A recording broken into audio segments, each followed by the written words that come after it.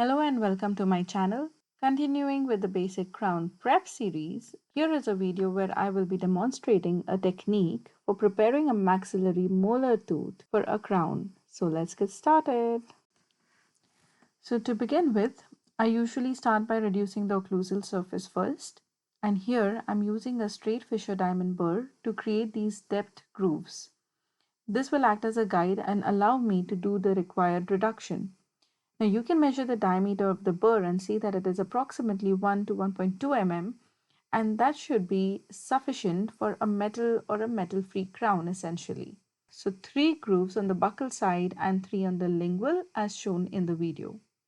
If you don't want to go through the hassle of using so many burrs, you can just stick to your tapered round burr for this step. The only advantage with the straight burr is that you have the same diameter throughout.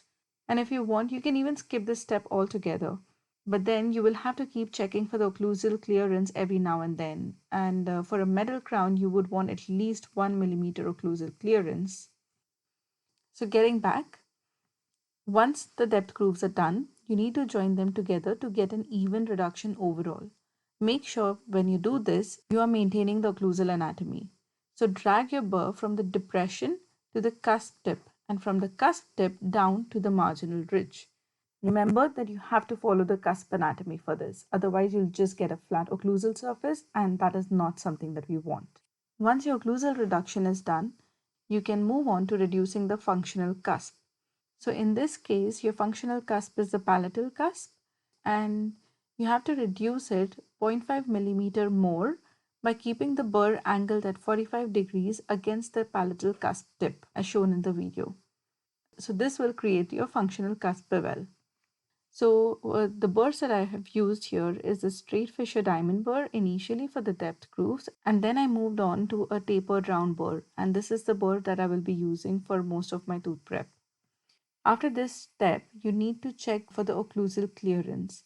So for that, you have to make the patient bite and ensure that there is sufficient space for the crown. Personally, I like to do this by closing one eye. I feel it gives a better idea about your reduction overall. And also make sure that your straight probe can pass through easily so you know for sure that there is no contact between your upper and lower teeth. You could obviously use a strip of wax too, but I like to do that right at the end. So moving on to the axial reduction, which is your buccal and the lingual walls of the tooth. So I will be using the same tapered round burr for this. So again, starting with 3 depth grooves on the buccal surface. After the depth grooves, I'll join them together. Here, my aim is to create my margin and do the reduction together. So I'll start by keeping the burr parallel to the cervical third of the margin, and I will run my burr from one end to the other. Again, follow the contour of the tooth for the axial reduction also. In this case, the maxillary molar doesn't really have a very prominent bulge or a contour, so I'll just follow the tooth anatomy as it is. So essentially, keeping the burr parallel to the buccal surface, I have done the reduction. I slightly tilted the burr on the occlusal third of the tooth also and continued the preparation. Make sure you don't tilt the burr away from the tooth or you will end up creating an undercut there. As you prepare your axial surface, check your margin as well. As you move your burr from mesial to distal sides, make sure the margin is following the gingival contour also. It should not be a straight line, but you see how the gingiva curves? Your margin should also follow that. Once done, what I like to do is come in front of the patient and compare it with the adjacent teeth. And I make sure that I don't see any part of the reduced buccal surface, because if I do, that would mean that my reduction is inadequate. Once you're happy with your buccal surface, you can move on to the lingual surface and follow the same steps. Again, over here, if you want, you can just skip your depth grooves altogether.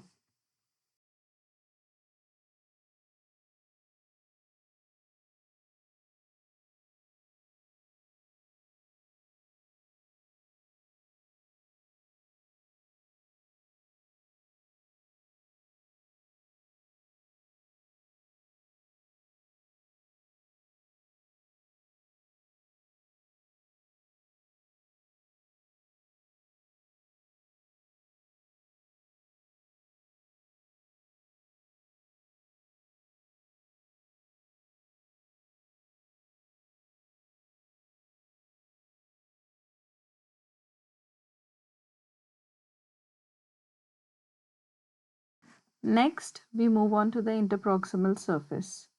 Here I'll show you two different techniques. One where we first place a metal band against the adjacent teeth, in this case on the distal surface. And using the same tapered round burr, I'm going to move my burr from buccal to lingual. This way I get the required interproximal reduction and the margin is also created in the process. While doing your proximal reduction, make sure you keep the burr parallel to the proximal surface. Since you're using a tapered round burr, by keeping it parallel to any surface, you will get an automatic taper that we need for the tooth walls.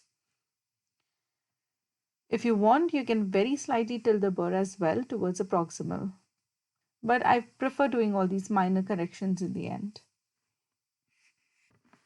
Once done with the interproximal reduction, remove the metal band and join this margin with your buccal and lingual margin. The other technique is using the interproximal needle burr. So here I will leave behind perhaps 0.5 to 1 mm of the tooth from the edge.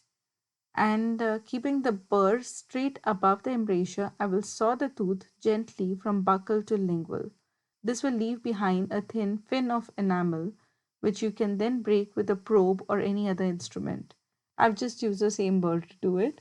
Now this step will only clear your proximal surface from the adjacent teeth. Now you have to change your burr to the tapered round and keeping it parallel against the mesial surface, run your burr from buccal to lingual. This will create your margin. Join the mesial margin with the buccal and lingual one. Check it from the occlusal surface to make sure that you can see an even rim of margin around your prepared tooth. If you're unable to see a margin on any surface, that would indicate two things. One, either your margin is deficient in that area, so you just need to widen it perhaps. Two, there is an undercut. Now, once you're happy with your margin, we are basically done with the whole prep. We only need to check if there is any area which probably needs any further reduction. If everything's okay, you can move on to your yellow band finishing burr to just smoothen the entire prep. So run your burr through the whole prep and give a smooth, even finish. Make sure that there are no sharp edges or irregular surfaces on the tooth. Make sure that the margin is nice and even. And you also have to check whether there is a proper taper on the axial walls as well as the proximal surface. You don't want absolute parallel or diverging walls. Otherwise, your crown is not really going to fit properly. So here, after finishing and smoothing the entire tooth, I'm pretty much happy with the way it's turned out. And this brings to the end of this video.